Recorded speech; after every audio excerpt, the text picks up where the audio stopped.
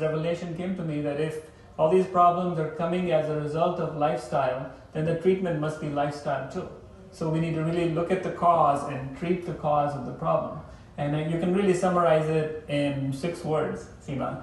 You fix what's going on with the forks, feet, and fingers, right? What do we do with our forks? We eat. What do we do with our feet? We move. What do we do with our fingers? We could smoke or take in other toxins. Things aren't so good for your health. So for forks, feet, and fingers, sleep, stress, and love. So when we focus on those 6 things, the latter are very obvious. Sleeping in the amount that we need to be sleeping so that the body gets good quality sleep, quality and quantity of hours of sleep. We have good ways to manage stress so that we're emotionally resilient to make the right choices. And we have a supportive social network of loving people around us that can help us make those right choices, help us stay accountable, help us move in the direction of being healthy and having energy and vitality no matter what age we may be. I met Dr. Vij and I mentioned to him at a social gathering some time back that I'm a marathon runner and I train very hard throughout the year, etc. But there are 2 things that I really struggled with. One was to keep my blood work results in check without medication, which I wanted to, and 2 was to lose some weight. And he mentioned to me that why don't you try and relook at your diet and go from whatever you consume today to a well-balanced, plant-based, nutrient-rich food. And that basically set me thinking and started having me rediscover everything that I could possibly do. So I cut out some grains from my food. I started consuming more vegetables and different kinds of vegetables, more color in my food and all of that. And lo and behold, over time, for the very first time after 10 years of being a marathoner and a long distance runner, for the very first time after 10 years, all my blood work results came out normal, and then I got this jump start on my weight loss. Tell us why and how you wrote the book, and what all does the book cover, and what do we expect when we read the book? Yeah, so the book covers those master levers of health that I mentioned. It's all about forks, feet, and fingers, sleep, stress, and love. So I've really dedicated sections of the book to each of that. But the maximum emphasis is on food, the forks part, because face it, 80% of what's happening to you health-wise is a result of the food decisions that you're making. So I think, Seema, you said it wonderfully, that every time you get ready to put something in your mouth, you have to ask yourself that simple question. You can pause for a second and ask, am I feeding health or am I feeding disease? Just give us a few ingredients to our viewers at the end that they should absolutely include in their diet every day, and 1 or 2 other things, like if they're getting started tomorrow and they're getting ready to read the book and make a lifestyle change.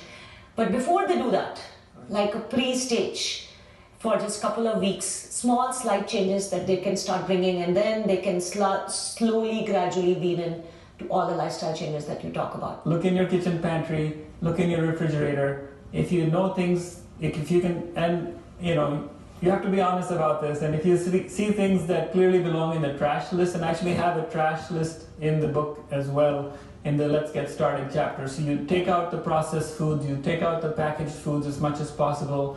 If you have cookies and ice cream and all the namkeens that you bought from the Indian store that are all fried and greasy, you probably want to throw away much of that and replace it with healthier options for snacks and convenient meals as well. So you might replace that with raw nuts. You might replace that with some seeds of some sort. You should have a big fruit bowl that's visible, that's right there when you enter the house. So if you're hungry or the kids are running out in a hurry, they can grab an apple or an orange rather than grabbing a package of cookies, right? So those are some of the pre-steps that they could take. And when they're ready to get started, one really simple thing that everybody can do starting tomorrow morning, including you, Seema, would be to replace one meal with a salad as a main course, right? Not salad as a side, but salad as the main course. And Ayurveda tells us that your digestive processes are strongest in the peak of the day, in the noontime hour, so then that meal should be your lunch hour, where you might have a nice heaping salad with lots of greens,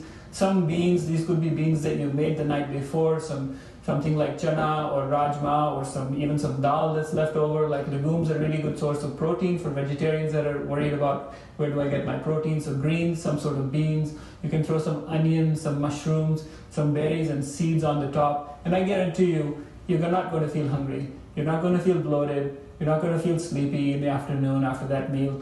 It will cover you for the next 4 or 5 hours.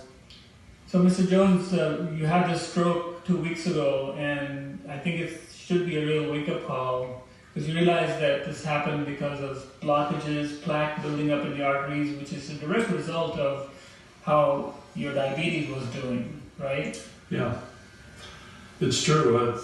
It's been a wake-up call. Yeah. So I think we need to work together to where we can really double up the efforts to get the diabetes under good control, get your metabolism working the way it should. That means making some changes with the diet, as we discussed, and with the activities, as we've been discussing for the last few minutes. So what do you think our action plan should be moving forward?